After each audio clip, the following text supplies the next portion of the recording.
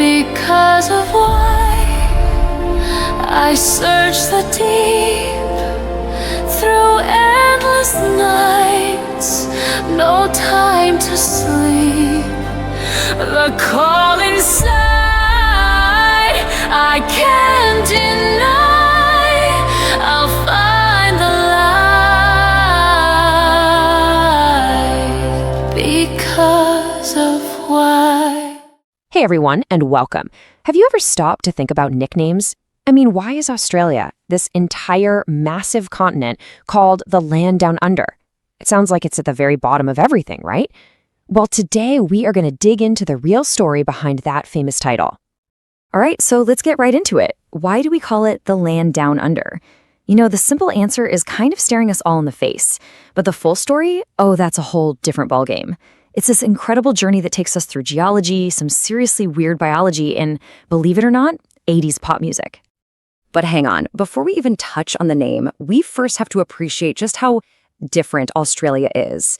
It's a place where everything feels, well, kind of flipped upside down. And the story of why starts a long, long, long time ago.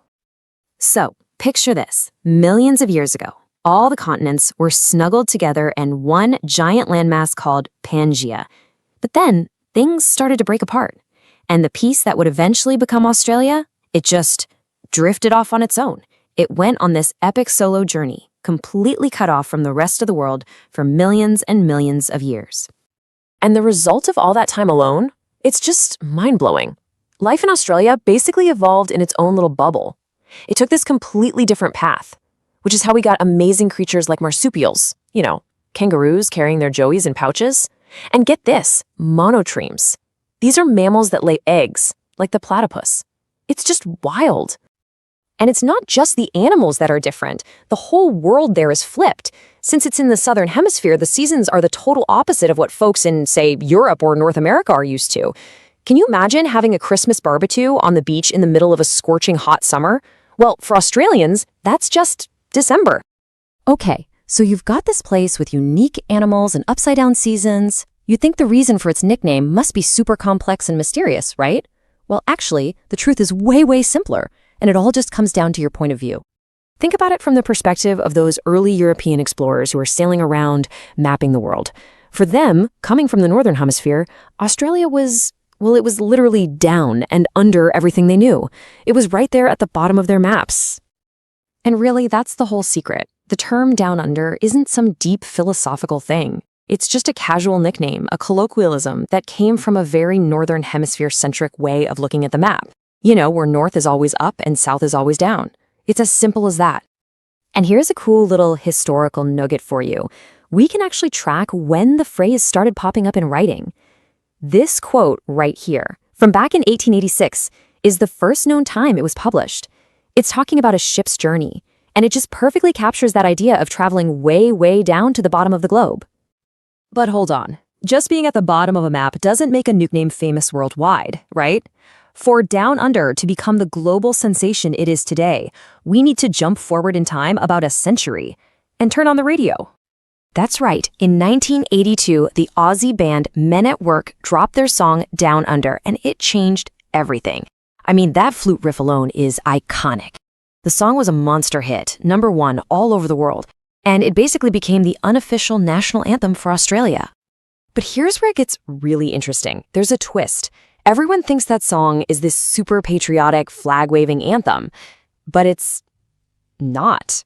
The lead singer, Colin Hay, has said it's actually a critique. It's about how the country was being sold out and overdeveloped and losing its unique spirit. So yeah, there's a much deeper message hiding in there than most people realize. And the lyrics are just packed with this amazing Australian slang that probably had the rest of the world totally confused. A fried-out combi? That's a broken-down VW van. A head full of zombie? Apparently that was a really strong type of marijuana. And when men chunder, well, let's just say that means they're throwing up, probably after a few too many beers. And of course, we have to talk about the most famous line of all. He just smiled and gave me a Vegemite sandwich. Now, for anyone who isn't Australian, you might be asking, what on earth is Vegemite? Well, it's this super salty dark brown spread made from yeast extract. It's a national obsession there, but let's just say it's definitely an acquired taste for the rest of us. And there you have it. What a journey, right? We've gone from ancient supercontinents all the way to 80s pop music, all to figure out one of the most famous nicknames on the planet. So let's do a quick recap of what we covered. First, we looked at how Australia's isolation created this totally unique, kind of upside-down world. Then we found the simple secret hiding on the world map. And finally, we saw how one awesome pop song took that nickname and blasted it into global superstardom. So that gets me thinking about you guys. Pretty much every place has a nickname, right? Whether it's something everyone knows or just a local thing. So what's the nickname for where you're from? And what's the story behind it? Drop it in the comments below. I'd honestly love to read them. Hey, if you had fun on this little trip down under, do me a huge favor and hit that like button, share it with a friend, and definitely subscribe so you don't miss our next explainer. Thanks so much for hanging out, and we'll catch you on the next one.